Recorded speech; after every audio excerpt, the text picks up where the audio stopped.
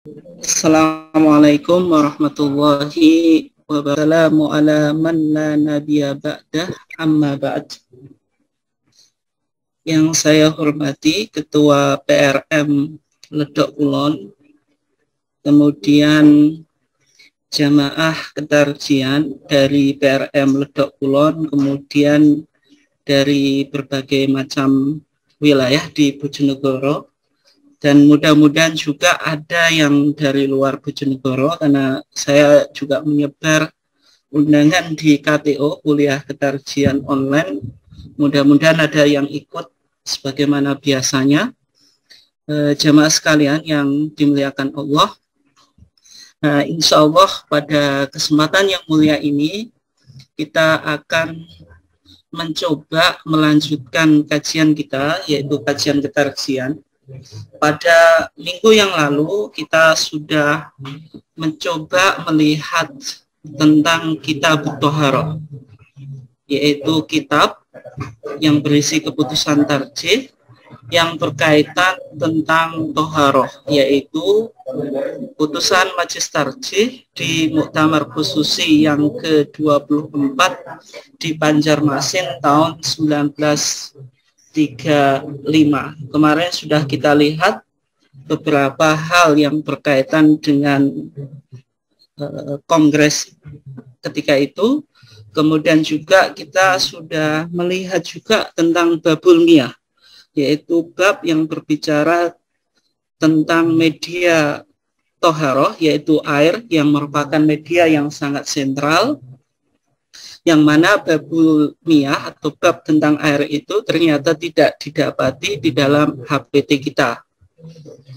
Itu sudah kita coba lihat sehingga bisa memberikan pandangan kepada kita tentang air di dalam pandangan Muhammadiyah. Kemudian pada kesempatan ini kita akan mencoba melanjutkan, yaitu tentang wudhu. Maka kalau panjenengan semuanya lihat di dalam HPT-nya, maka di sana di kitab Thaharah maka ada bab yang berkaitan tentang kaifiyatul wudhu, yaitu tata cara wudhu. Nah, sehingga di dalam kajian saya ini saya coba angkat sebuah topik, yaitu wudhu menurut tarjih Muhammadiyah.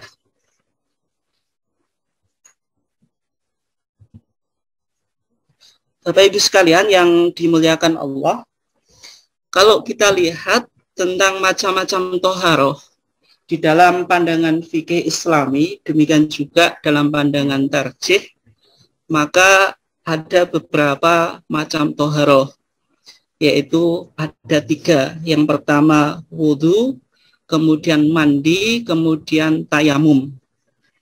Nah, kalau kita lihat di sini, wudhu dan mandi itu menggunakan media air, dan kajian tentang air ini sudah kita kaji pada minggu yang kemarin.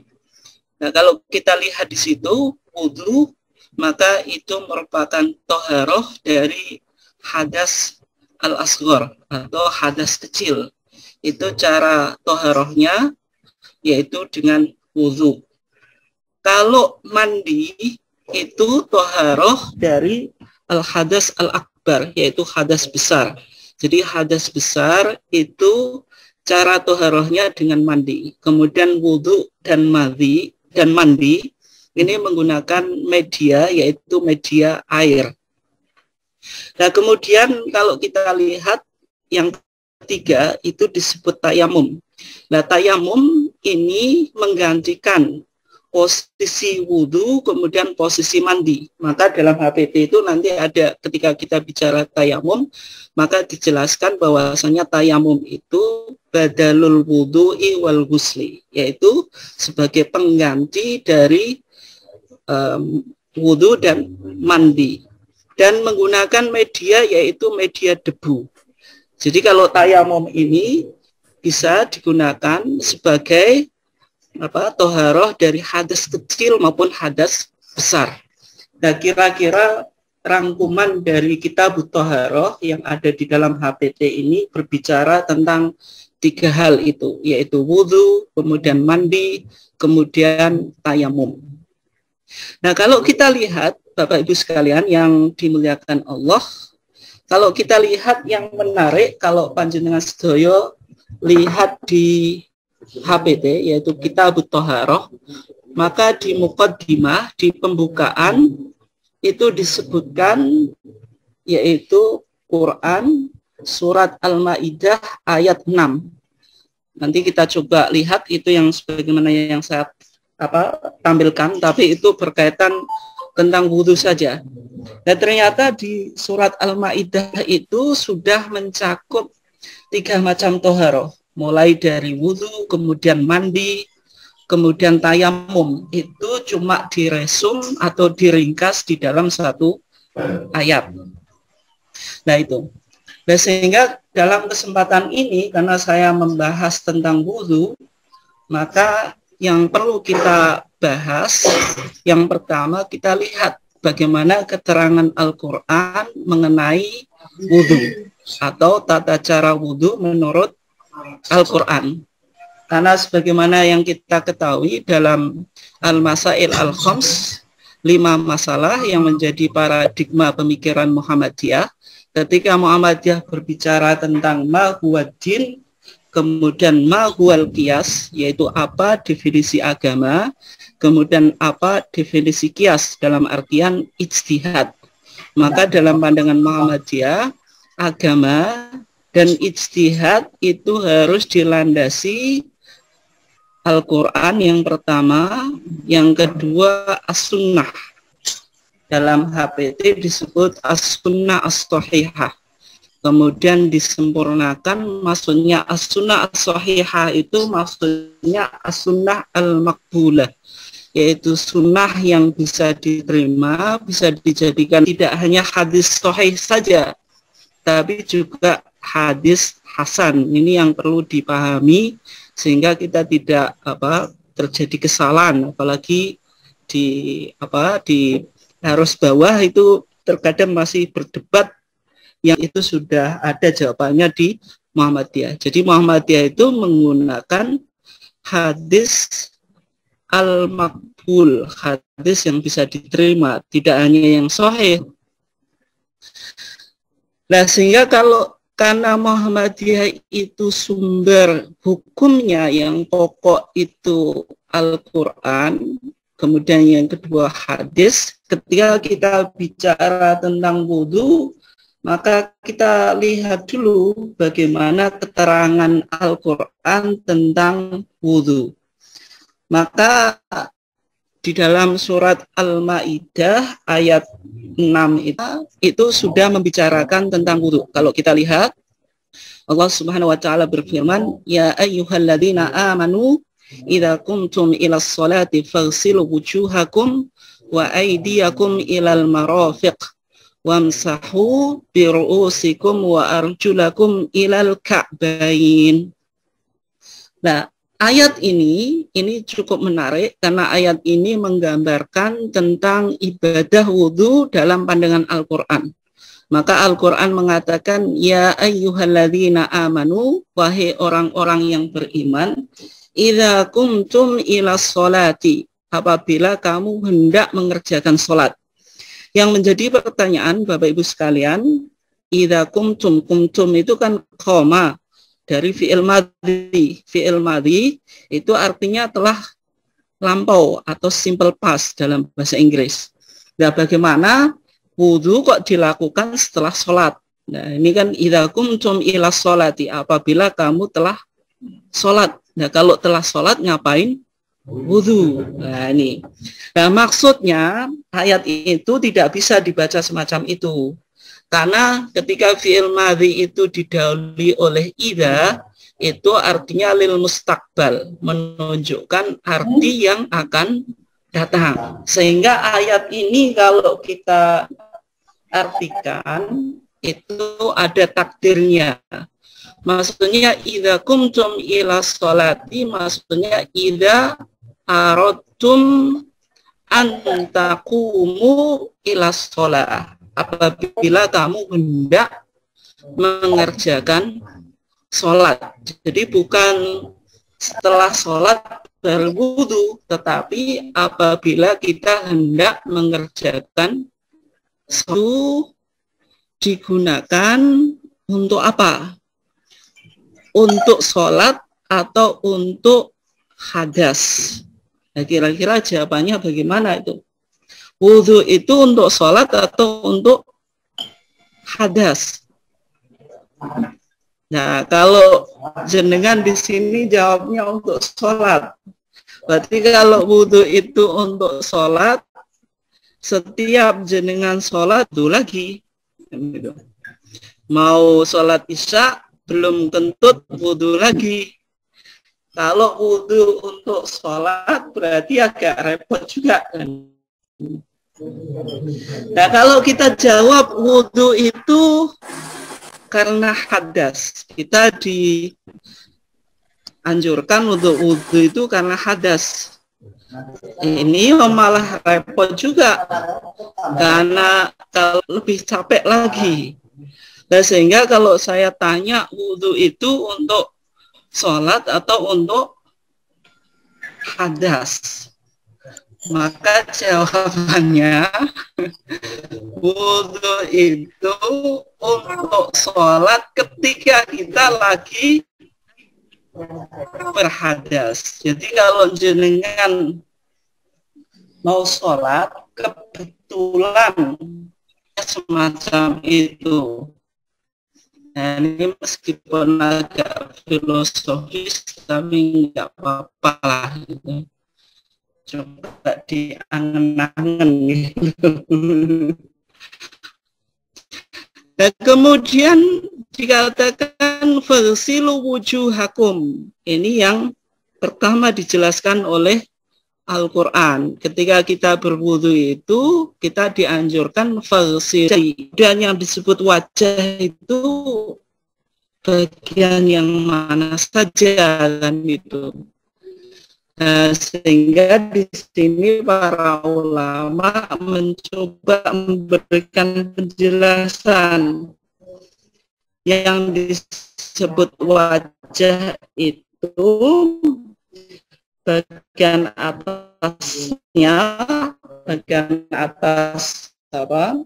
Ini ada yang mendel, ini namanya syahmatul udhun bahasa Arab itu. Dari sini kemudian ke sini. Ini kira-kira yang disebut apa? Wajah. Tapi kalau jenengan, mohon maaf ini, ketika jenengan misalnya buta, nah ini nanti bagian wajahnya terlalu ya. Berarti di sini apa?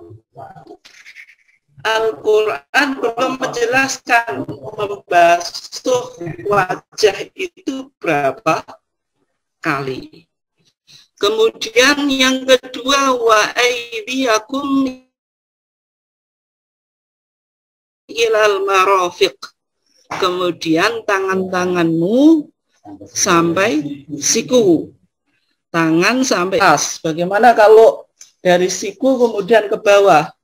Ya, kalau melihat ayat ini seolah-olah itu dari bawah, meskipun nanti apakah kalau dari siku dulu kemudian ke tangan bawah itu batal atau tidak, ya nanti kita coba diskusikan. Tapi seolah-olah ayat ini memberikan isyarat bahwasanya wudu itu dari tangan bawah terus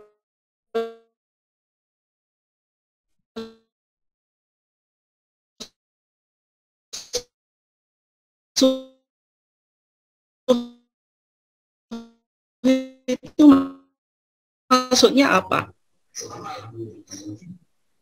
Membasuh itu dalam bahasa disebutkan alir airnya itu mengalir.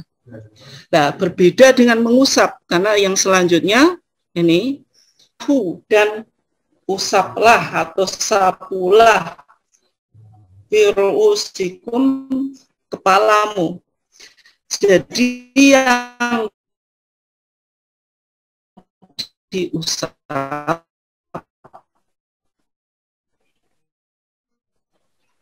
itu kepala. Nah, kalau kepala syarat itu ada ru'us, ada apa? Ada syarat. Orang yang wudhu itu yang di apa? Diusap atau sapu itu kan rambutnya. Tapi kalau kita melihat di sini, wamsahu bi ru'usikum itu kepalanya ya dipegang. Nah,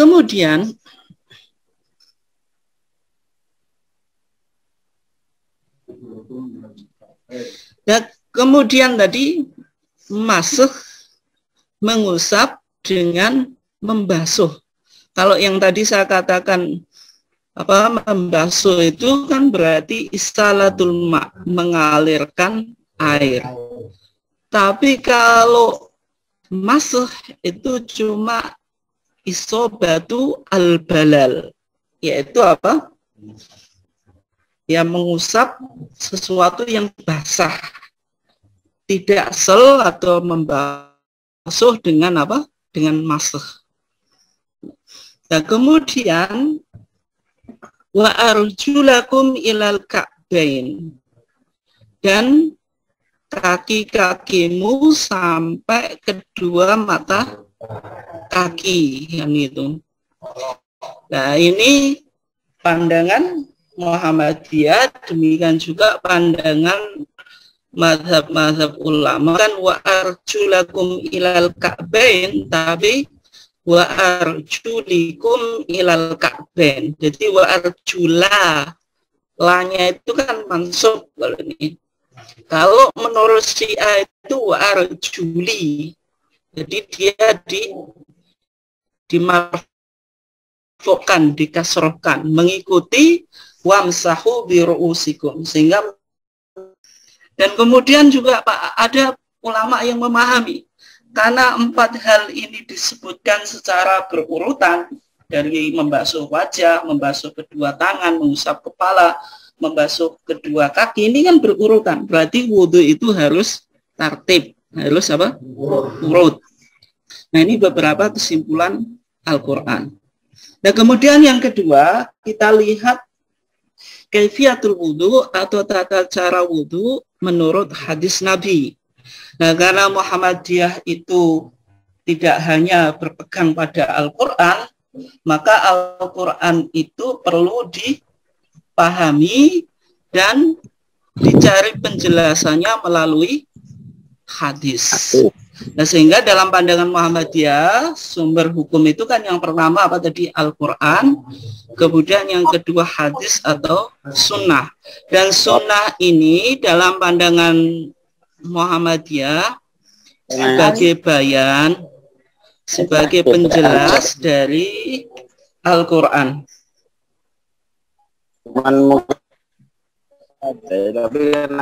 Ini mohon maaf, suara saya bisa didengar nggak? Kayaknya mungkin kalau sudah waktu tanya jawab silahkan. Kalau sekarang biarin ustadznya saja yang ngomong. Ya. Kemudian kalau kita lihat di sini dari keterangan hadis yang paling lengkap yang menjelaskan tentang wudhunya Nabi, hadis dari Humron Maula Utsman ibn Affan. Ini dari Humron, yaitu budaknya Utsman ibn Affan. Hadis ini nanti jenengan bisa lihat di HPT-nya. Di dalam hadis Humron Maula Utsman ibn Affan, ketika dia melihat tata cara wudhunya Utsman ibn Affan, maka dalam hadis ini ketika Utsman ibn Affan itu mau berwudhu, maka dia apa? Membasuh kedua tangannya. Kemudian apa? Faghsalahuma tsalatsa marrat. Jadi membasuh kedua tangannya sebanyak apa? 3 kali. Kemudian apa? Yang penting summa tamatmadha wastansyaqa wastanthara. Berarti di sini ada keterangan tambahan dari hadis. Ternyata ketika kita wudhu, kita itu disunahkan untuk membasuh tangan kita 3 kali. Kemudian ada tambahan lagi, summa tamat madho, kemudian berkumur, wastan syaqo, dan mengisap atau menyerot, wastan saro, dan dan mengeluarkan lagi atau menumpahkan atau menyemburkan lagi. Berarti tamat madho wastan syaqo wastan saro, ini tambahan hadis.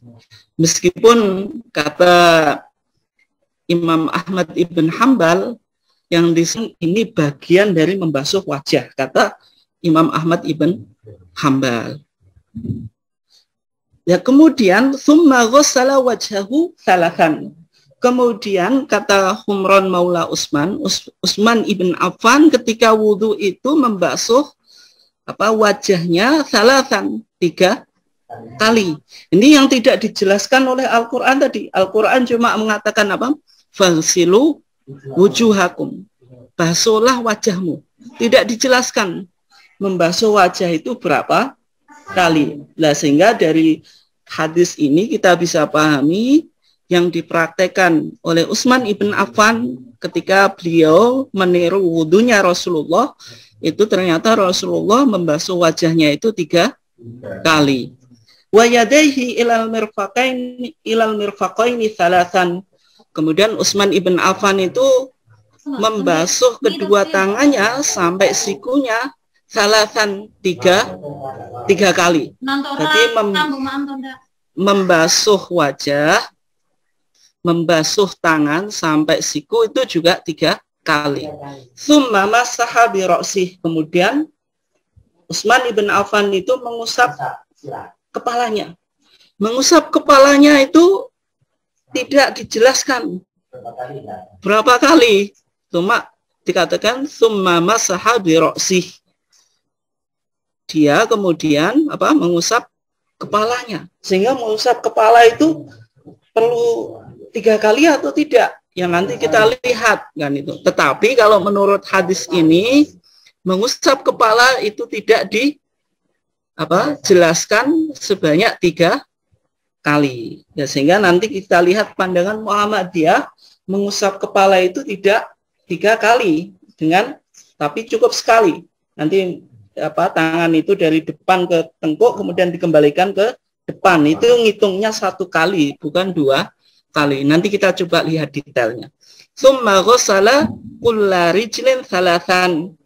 Kemudian Utsman ibn Affan itu membasuh setiap kaki itu maksudnya kaki kanan dan kaki kirinya. Berapa kali? Salasan 3 kali. Tsumma qala ra'aitu Nabiya sallallahu alaihi wasallam yatawaddo nahwa wudu'i hadza.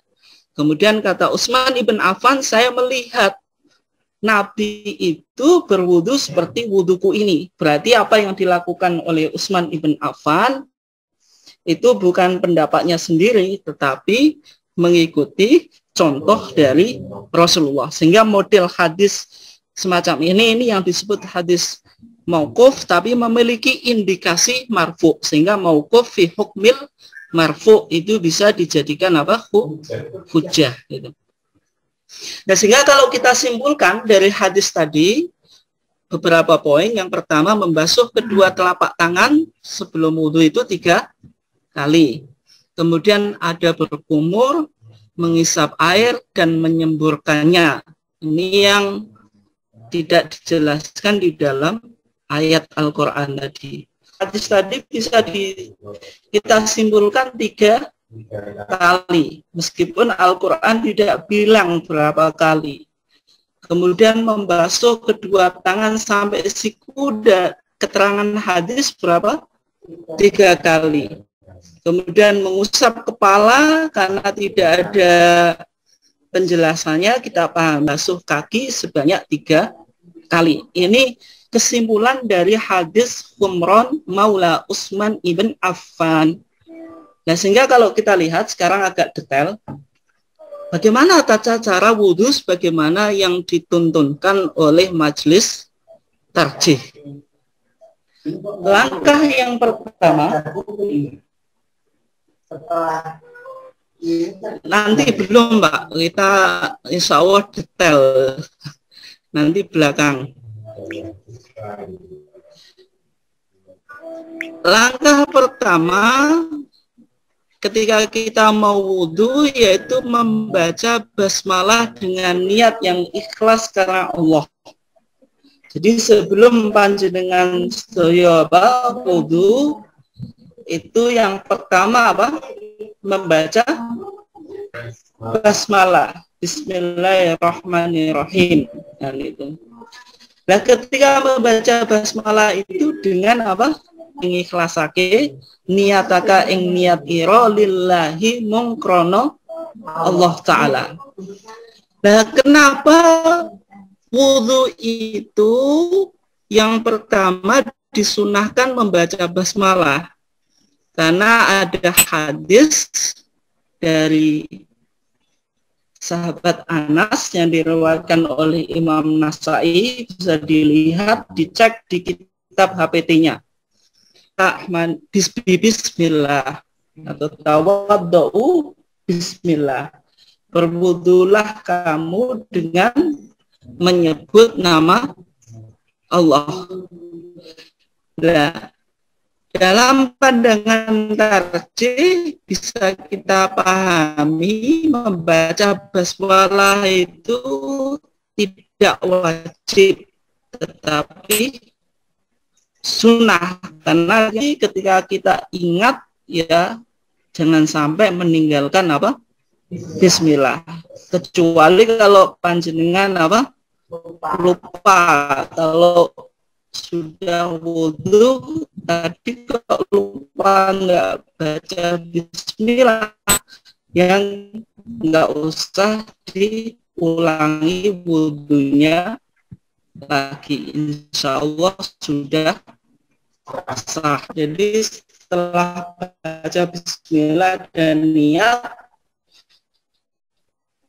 kita basuh kedua telapak tangan sebanyak 3 kali. Terutama kalau jenengan mau wudhu sholat subuh, karena malam itu kan tidur.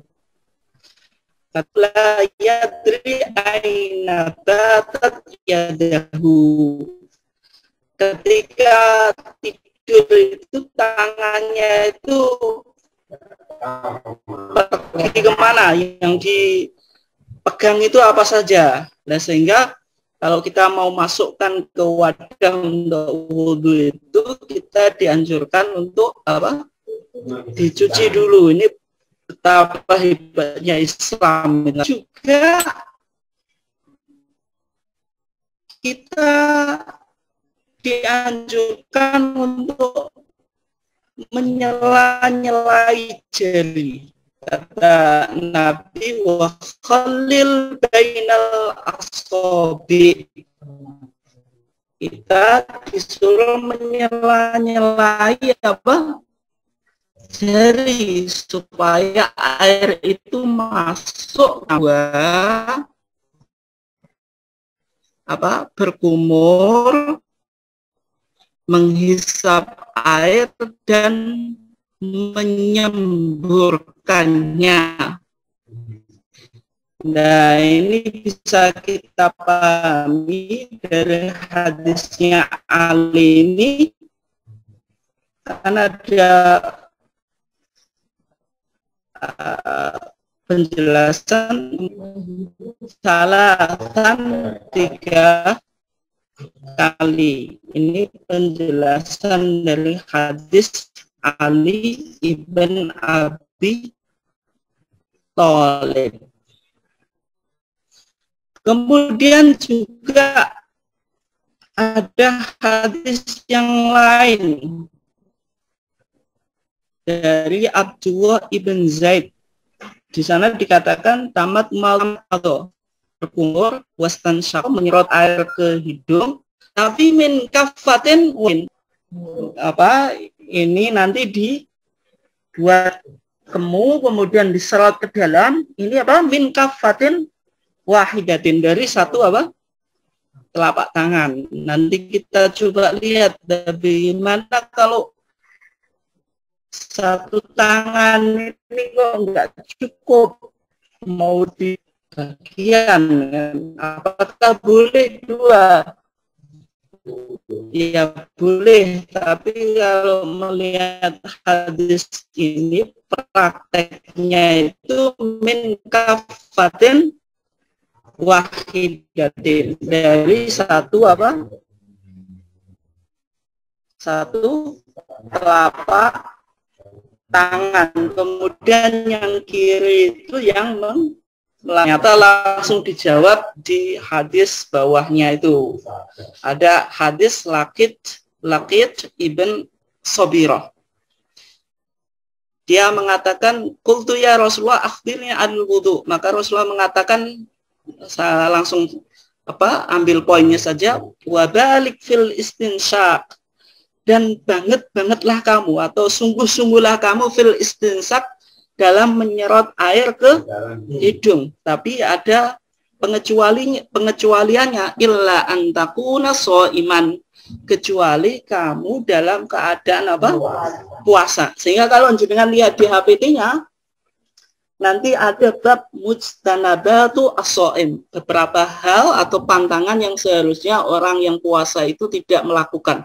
Di antaranya apa? Melakukan al-istinsyaq, melakukan apa? Menyedot air dengan berlebih-lebihan, dengan mubalaghah, sehingga airnya itu sampai ke tenggorokan dan menyebabkan batalnya apa? Puasa. Itu dalam HPT nanti dijelaskan dalam bab mujtanabatu as-shaim. Maka di sana dikatakan wala tubalik fil matmadha wal istinsak. Orang puasa itu tidak dianjurkan untuk berkumur dan istinsak secara berlebih-lebihan. Nah, kalau sekedarnya saja ya boleh. Kalau berkumur enggak membatalkan puasa. Tapi kalau terlalu berlebihan itu sangat potensi nanti apa? Tertelan ini. Sehingga Rasulullah mengatakan wa balik fil istinsyaq illa an takuna apa? Shaiman. Itu.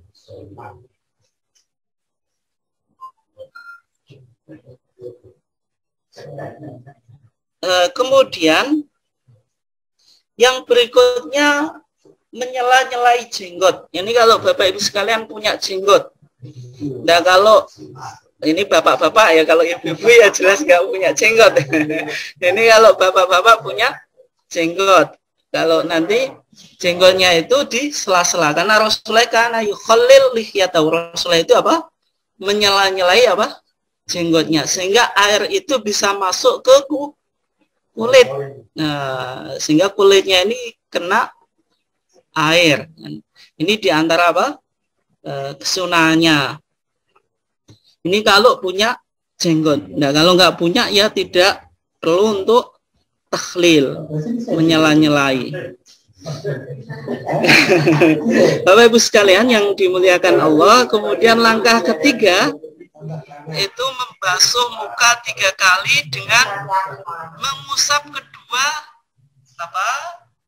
sudut mata. Ini penting.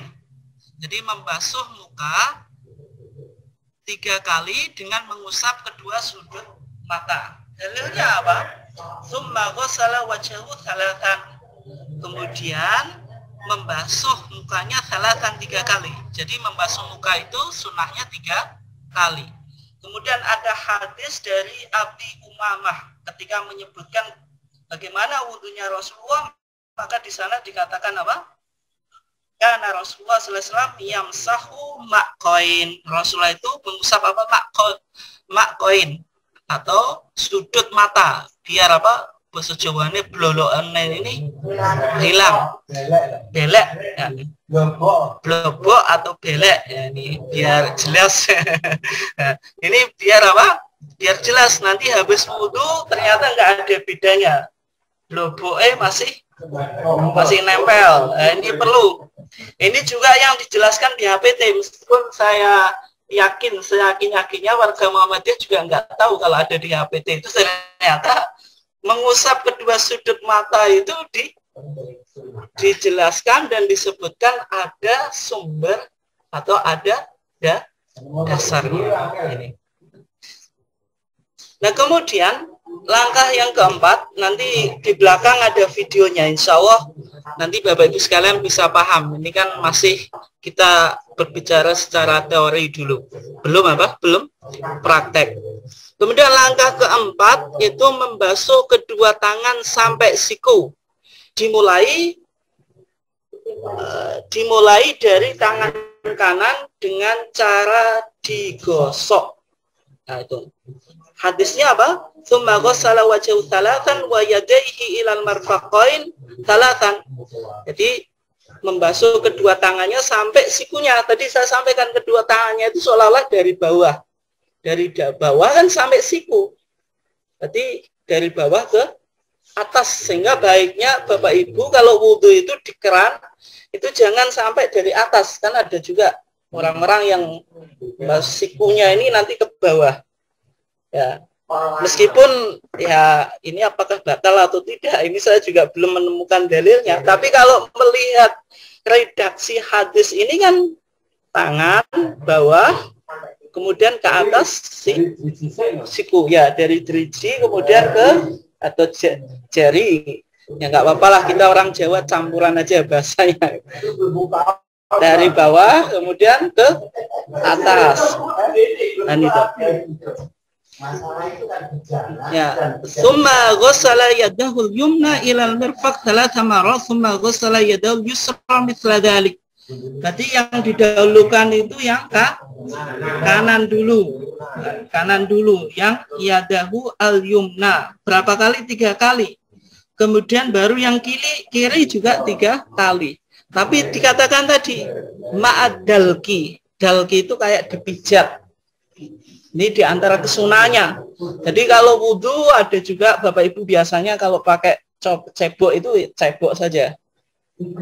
Digerujuk. Nah itu lebih baiknya didalek. Didalek itu apa? Dipijat. Nah, sekedar dipijat lah. Jangan sampai nanti dipelirai terlalu. Bersama airnya setelah ya bersama airnya. Ya lumrahnya kayak kita wudhu kan pasti gini. Ini namanya dalek kan gitu. Kalau kan cuma gini atau cuma digebyur ya ini yang bukan dalek. Ya intinya apa? Membersihkan. Ini juga dari segi medis kan gitu. Ternyata apa? Yang reget-reget lah bahasa Jawanya ini kan biar apa? Hilang juga. Biasanya ya, membasuh wajah itu juga dalek. Jangan sampai membasuh wajah tadi. Cek bele ejek. Cek kelu-kelu, wes wudhu kok kelu-kelu kan. Nah, ini betapa hebatnya Islam ini. Nah kemudian ini kok ada musiknya, ini apa ini bacanya? Mendahulukan yang kanan. Mendahulukan yang kanan. Nah ini hadisnya dari Aisyah, kata Aisyah, karena Nabi sallallahu alaihi wasallam yu'jibuhu tayammun. Rasulullah itu menyukai melakukan sesuatu dari yang kanan. Dalam apa? Fitana ulihi. Ketika Rasulullah pakai sandal, pakai sepatu, pokoknya pakai apapun yang kita pakai di kaki itu.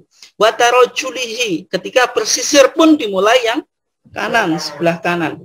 Wa tuhurihi wa fi sya'ni kullih.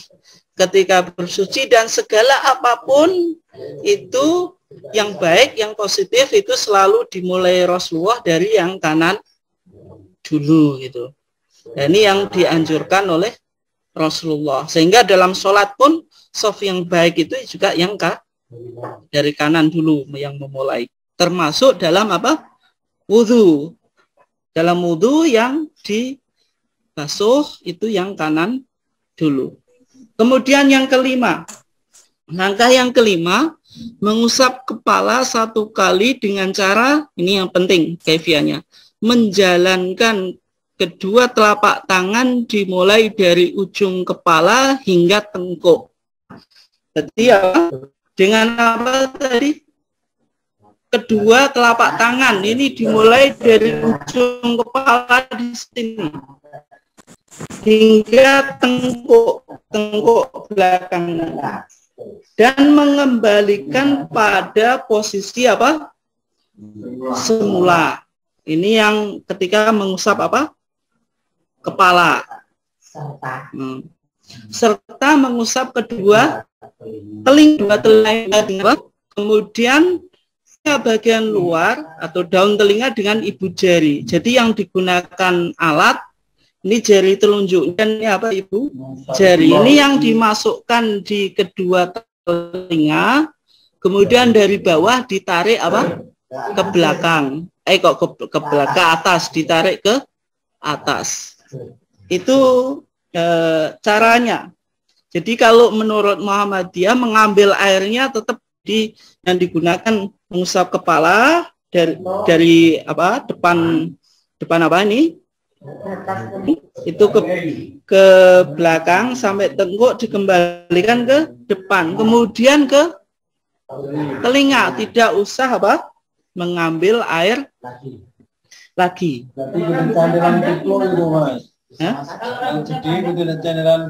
Ya bagaimana kalau rambutnya panjang? Rambutnya panjang ya tetap. Jadi yang ada di kepala, tidak usah yang apa, misalnya ibu-ibu rambutnya panjang tidak usah sampai bagian ujung rambut, tidak usah. Pak, yang penting apa? Kepala. Tadi kan ayatnya apa? Wamsahu biruusikum. Usaplah kepala, bukan rambut yang dipakai. Nah, sehingga wudunya orang Muhammadiyah itu tadi apa?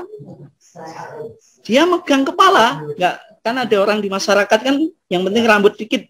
Ya ini. Kata ibu-ibunya pekeh-pekeh. Nah, itu tidak dilakukan oleh apa? Oleh warga Muhammadiyah. Meskipun ya di warga Muhammadiyah mungkin ada yang juga, tapi kalau kita melihat HBT ini model wudu semacam itu kurang sempurna. Nah, kalau kita lihat dari hadis Al-Mughirah bin Syu'bah, kata Al-Mughirah bin Syu'bah, anna Nabi sallallahu alaihi wasallam tawaddo wa masah binasiyati wa 'alal imamah. Ini kalau konteksnya bapak-bapak pakai serban. Ya, serban itu ada ikolnya. Ikol itu yang mengikat, yang susah untuk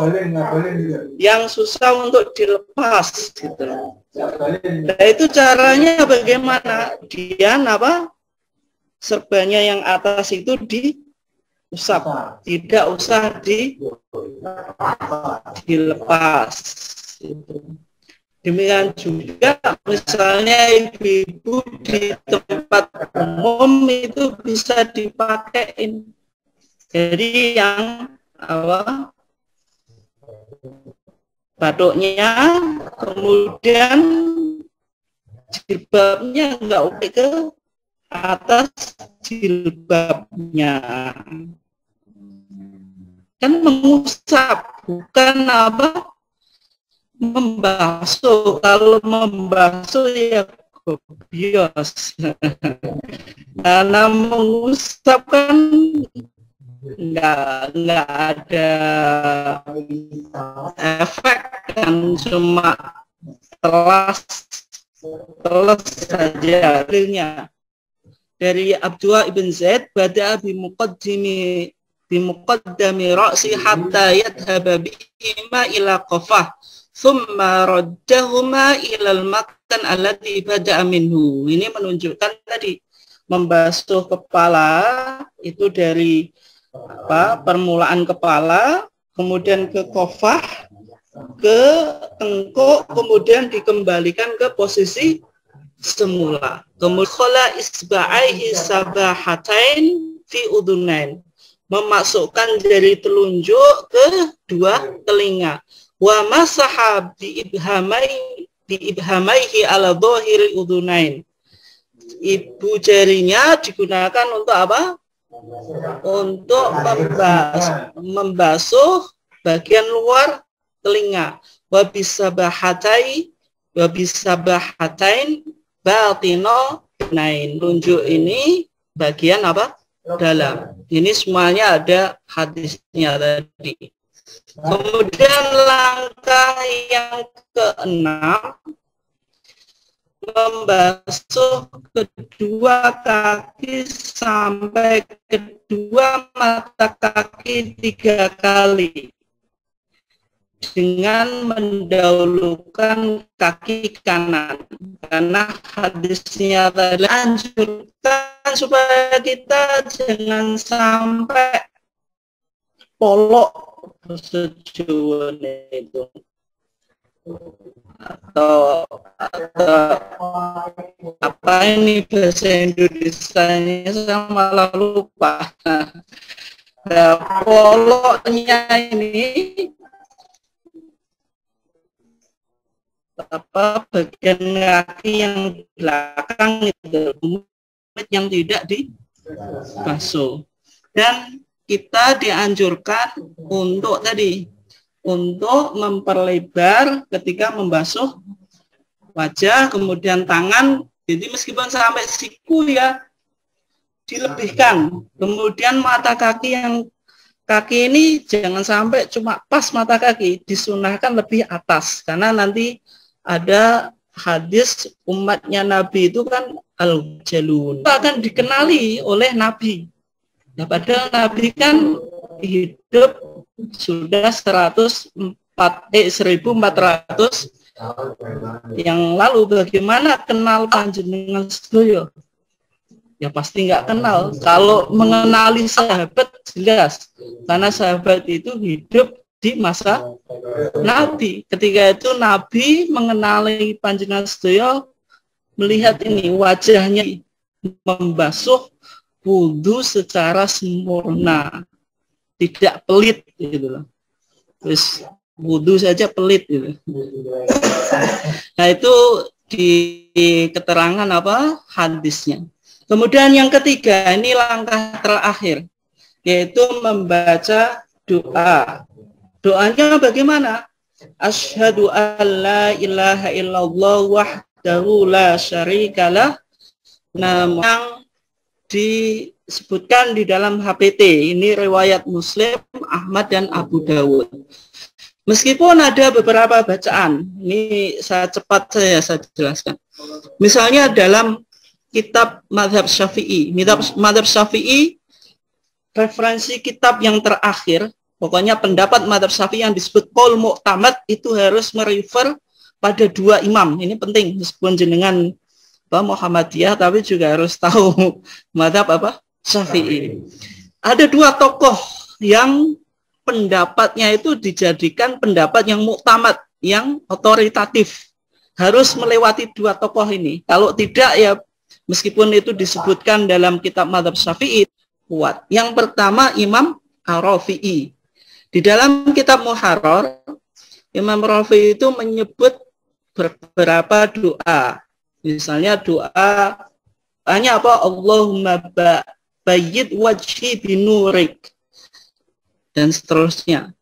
Kemudian ketika membasuh tangan kanan, Allahumma a'tini kitabi biyamini, dan seterusnya. Ketika membasuh tangan kiri, kemudian ketika mengusap kepala, ada doa-doa yang disebutkan apa? Nanti kita lihat bagaimana pandangan Imam Nawawi. Kemudian ketika selesai wudhu ini, asyhadu alla ilaha illallah wahdahu la syarikalah wa asyhadu anna muhammadan abduhu wa rasuluh, ini sama dengan apa? Muhammadiyah tadi. Kemudian Allahumma ij'alni minat tawwabina waj'alni minal mutatahhirin. Ini yang tidak disebutkan di dalam apa? HPT. Waj'alni min ibadika as-solihin. Kemudian subhanakallahumma wa bihamdika asyhadu an la ilaha illa anta astaghfiruka wa atubu ilaik. Ini juga yang tidak disebutkan di HPT. Kita lihat di sini dalam kitab Minhajut Thalibin. Jadi dalam madhab Syafi'i itu kitab Muharrar itu diringkas oleh Imam Nawawi. Imam Nawawi ini tokoh yang kedua setelah Imam Syafi'i. Ketika kita bicara madhab Syafi'i, ya tokohnya yang pertama Imam Syafi'i itu sendiri, yang kedua Imam Nawawi, pengarang kitab Riyadhus Shalihin yang biasa jenengan baca.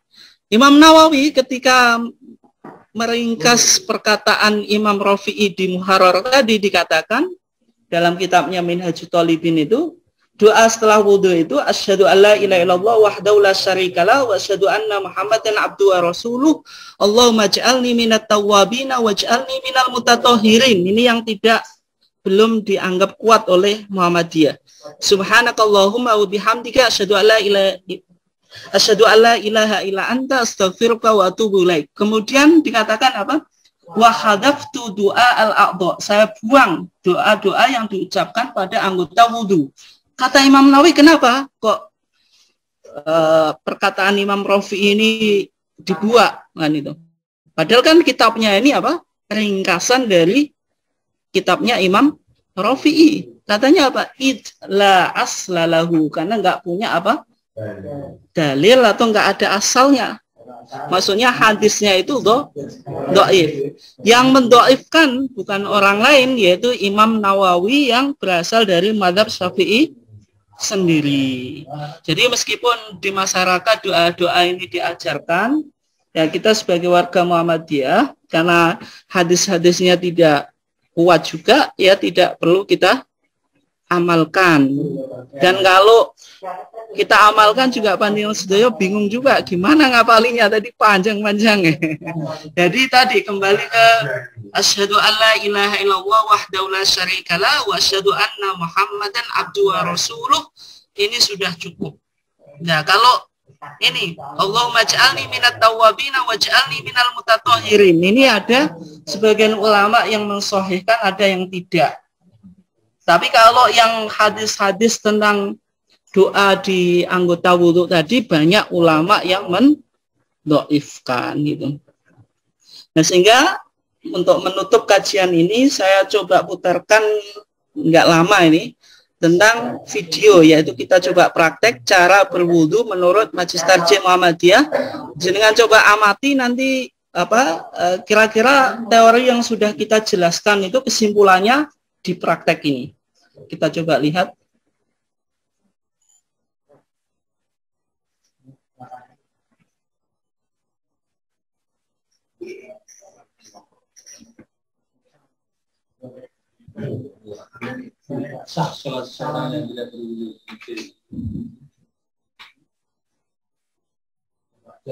Nah, ini kan berarti menjelaskan apa? Posisi wudhu. Karena la yaqbalullah sholata ahadikum idza ahdasa hatta yatawadda. Itu Allah tidak menerima salat seorang di antara kamu ketika hadas sampai dia berwudhu.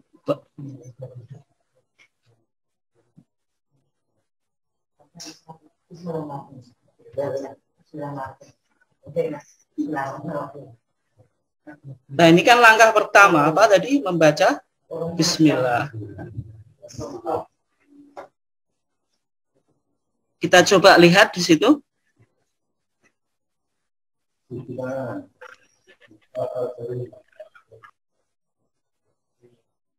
Nah, itu kira-kira cara membasuh apa? Telapak tangan tadi. Saya coba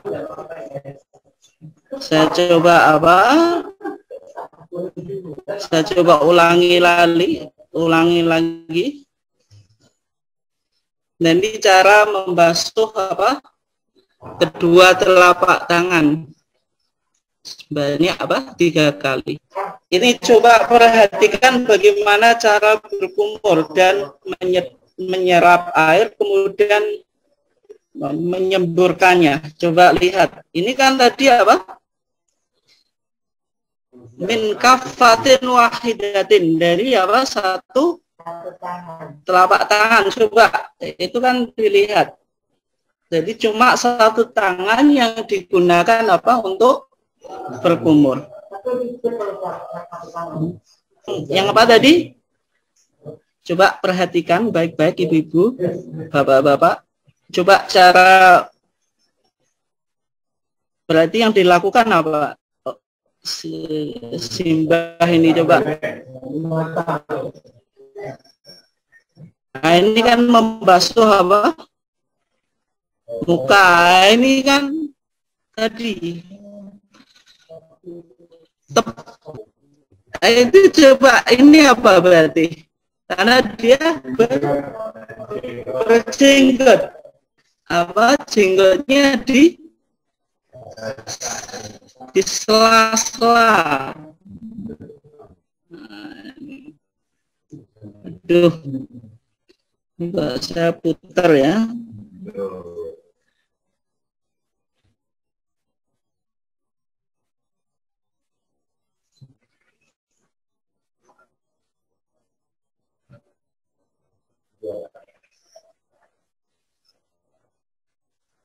Nah, ini tadi kita ulangi, nggak apa-apa.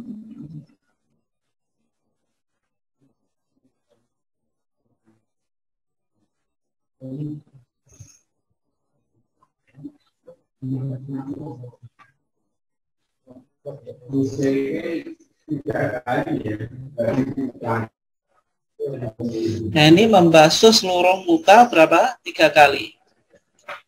Yaitu mengusap apa? Tepi mata, membasuh tepi mata, kemudian menyela-nyela apa?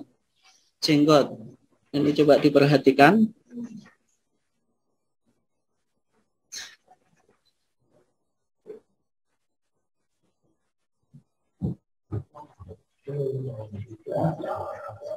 Kemudian langkah keempat,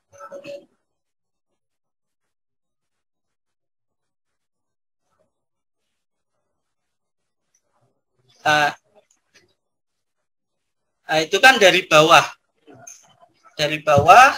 kemudian ke siku. Didahulukan yang apa? Yang kanan.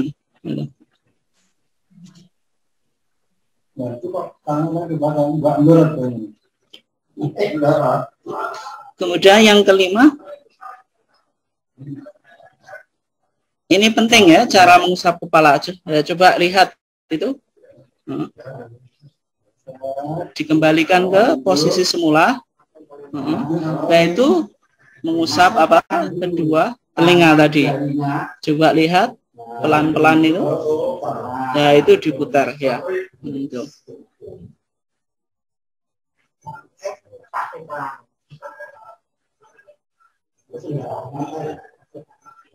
Nah, itu membasuh apa? Telapak kaki yang kanan dulu. Ini kemudian yang kiri.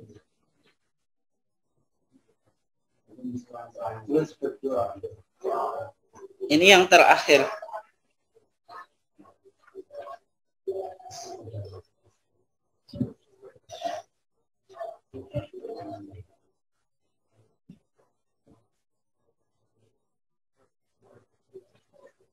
Kita coba lihat, tidak usah apa dangak ke langit.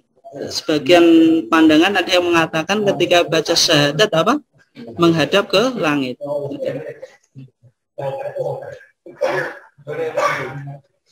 Nah, ini Bapak Ibu sekalian, ini bisa dicek di indeks yang saya tulis, sumber referensi saya dalam kajian ini, baik di HPT maupun TJA Tanya Jawab Agama ini, yang kebetulan ranting Ledok Kulon juga sudah mulai beli ini.